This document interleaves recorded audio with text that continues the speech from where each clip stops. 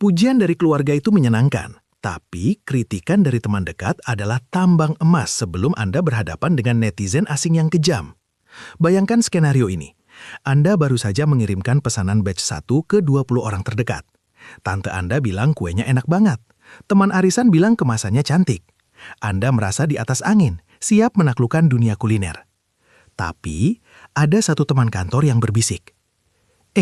Tekstur yang hari ini agak lebih keras ya dibanding pas lo tester bulan lalu. Reaksi pertama Anda mungkin defensif. Dia aja yang nggak ngerti gluten free. Atau, perasaan sama aja resepnya kan nggak berubah. Tunggu dulu, jangan buru-buru membela diri. Kenapa? Sini, saya jelasin. Secara naluriah, manusia memang dirancang untuk mencintai karyanya sendiri. Dalam psikologi, ini disebut IKEA Effect, Norton et al. 2011. Penelitian dari Harvard Business School membuktikan bahwa kita bersedia menilai dan membayar 63% lebih tinggi untuk produk yang kita buat dengan tangan kita sendiri, meskipun kualitas aslinya biasa saja. Itulah kenapa kritikan terhadap produk kita sering terasa seperti serangan pribadi. Kita sudah mencurahkan darah, keringat, dan air mata, lalu tiba-tiba ada yang bilang, kurang manis, rasanya pasti panas. Masalahnya menjadi fatal ketika ego ini memicu confirmation bias, kecenderungan otak untuk hanya mendengar apa yang ingin didengar. Anda memposting 19 pujian di Instagram dan mengabaikan satu kritikan krusial tadi. Dan coba tebak apa akibatnya.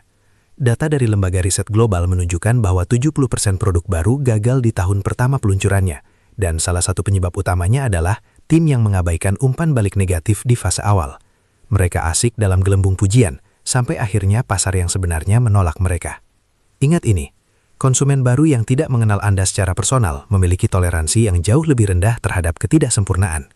Jika teman Anda masih mau beli lagi meski kuenya agak keras, pelanggan dari Instagram akan langsung pindah ke toko sebelah tanpa permisi.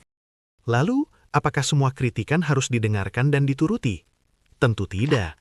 Mengganti resep setiap kali ada yang komplain hanya akan membuat bisnis Anda kehilangan identitas. Kuncinya adalah memilah feedback ke dalam dua keranjang yang berbeda. Keranjang 1, feedback subjektif, selera. Ini adalah kritik yang berkaitan dengan preferensi pribadi.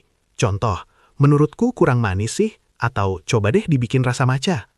Cara merespons, ucapkan terima kasih, catat sebagai ide inovasi ke depan, tapi jangan langsung ubah resep utama Anda. Anda tidak bisa menyenangkan semua lidah.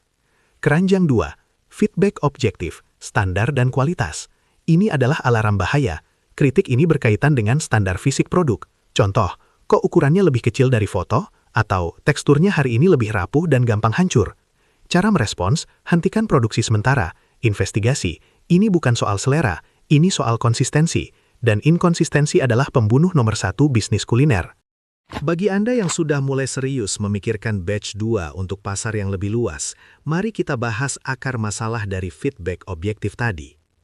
Jika Anda mendapat komplain bahwa tekstur produk Anda berubah-ubah, jangan langsung menyalahkan diri sendiri atau oven Anda.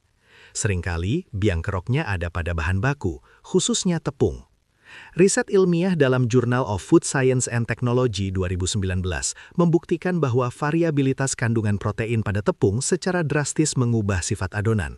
Perbedaan kecil pada rasio campuran tepung bisa membuat adonan yang tadinya elastis menjadi sangat rapuh dan meningkatkan penyusutan atau baking loss dari 23% menjadi hampir 37%.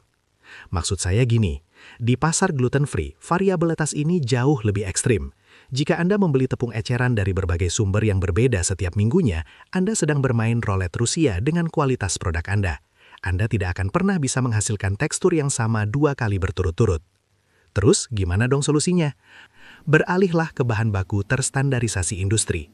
Inilah mengapa pebisnis GF yang cerdas mengamankan produksi mereka dengan tepung serbaguna loka-loka kemasan 5 kg. Dengan menggunakan satu sumber tepung yang diproduksi dengan standar pabrik yang ketat, Anda mengeliminasi variabel yang tidak bisa Anda kontrol. Hasilnya, batch 1, batch 10, hingga batch 100 akan memiliki tekstur, pengembangan, dan rasa yang identik. Plus, pembelian kemasan besar atau bulk buying otomatis menekan HPP Anda, memberikan ruang napas untuk margin keuntungan. Pujian memang menghangatkan hati, tapi kritikan objektiflah yang membayar tagihan Anda di masa depan. Pertanyaannya, sudahkah Anda mengevaluasi feedback batch 1 Anda dengan kepala dingin? Dan lebih penting lagi, Sudahkah Anda mengamankan konsistensi bahan baku sebelum membuka keran pesanan ke pasar yang lebih luas? Amankan konsistensi produksi dan tekan HPP Anda dengan tepung serbaguna lokal-lokal 5 kg harga grosir dengan klik link di sekitar episode ini. Bingung cara menstandarisasi resep GF Anda agar anti gagap? Pelajari teknik rahasianya di e-course kelas kue GF kami dengan cara klik link di sekitar episode ini.